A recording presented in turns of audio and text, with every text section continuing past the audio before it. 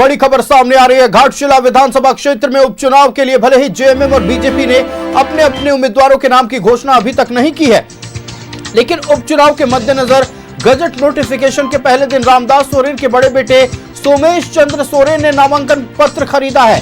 हालांकि अब तक जेएमएम की ओर से अपने प्रत्याशी के नाम की आधिकारिक घोषणा नहीं की गई है, लेकिन सोमेश चंद्र सोरेन ने नामांकन पत्र की खरीद कर अपने चुनाव लड़ने की इच्छा जाहिर कर दी है। बड़ी खबर आपको बता रहे हैं, सोमेश सोरेन ने गजट नोटिफिकेशन जारी होने के बाद नामांकन पत्र खरीदा है। यह बड़ी अपडेट, बड़ी खबर हम आपको बता रहे हैं। हालांकि झारखंड मुक्ति मोर्चा हो या भारतीय जनता पार्टी, किसी ने भी अपने उम्मीदवार के नाम का ऐलान नहीं किया है, लेकिन सोमेश सोरेन का नामांकन पत्र खरीदना मतलब साफ तौर पर अब यह पता चल रहा है कि सोमेश चंद्र सोरेन चुनाव लड़ना चाहते हैं। संवाददाता प्रभात हमारे साथ फोन लाइन पर जुड़ रहे हैं। प्रभात, देखिए, सोमेश सोरेन को लेकर कई तरह की बातचीत हो रही थी राजनीतिक गलियारों में, लेकिन झारखंड मुक्ति मोर्चा हो या भारतीय जनता पार्टी हो, अब तक किसी ने अपने उम्मीदवार के नाम की औपचारिक घोषणा नहीं की है। लेकिन नामांकन पत्र खरीद के सोमेश सोरेन ने अपने चुनाव लड़ने की इच्छा निश्चित तौर पर जाहिर कर दी है।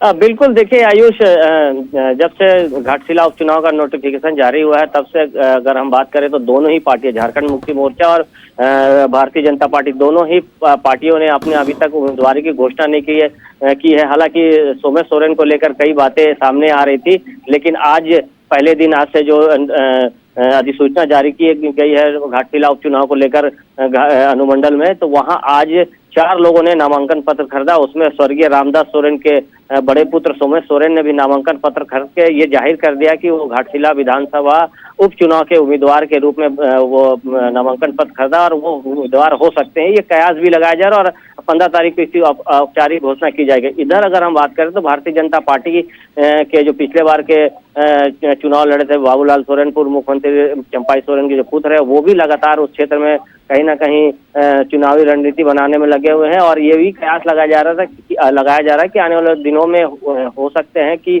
बाबूलाल सोरेन ही वहाँ के प्रत्याशी हो। लेकिन अभी यह औपचारिक घोषणा नहीं की, लेकिन दोनों ही पार्टियां अपने अपने क्षेत्र में, पूरे विधानसभा क्षेत्र में लगातार कई सभाएं, कार्यकर्ता सम्मेलन कर रही हैं। लेकिन सोमेश सोरेन ने जो नामांकन पत्र खरीद के जाहिर कर दिया कि सोमेश सोरेन आने वाले समय में विधानसभा का चुनाव वहीं से वो लड़ेंगे। बिल्कुल प्रभात, आपका हमारे साथ जुड़ने के लिए और तमाम जानकारियां साझा करने के लिए बहुत धन्यवाद।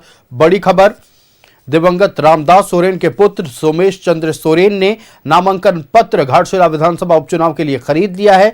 भले ही झारखंड मुक्ति मोर्चा ने या फिर भारतीय जनता पार्टी ने उम्मीदवारों की घोषणा नहीं की है, लेकिन सोमेश सोरेन का नामांकन पत्र खरीदना मतलब ये तय हो गया है कि किसी भी कीमत पर, चाहे पार्टी में रहते हुए या पार्टी से बाहर, सोमेश सोरेन चुनावी मैदान में नजर आएंगे। घाटशिला विधानसभा उपचुनाव को लेकर अब पूरी तरह से सुगबुगाहट तेज हो गई है।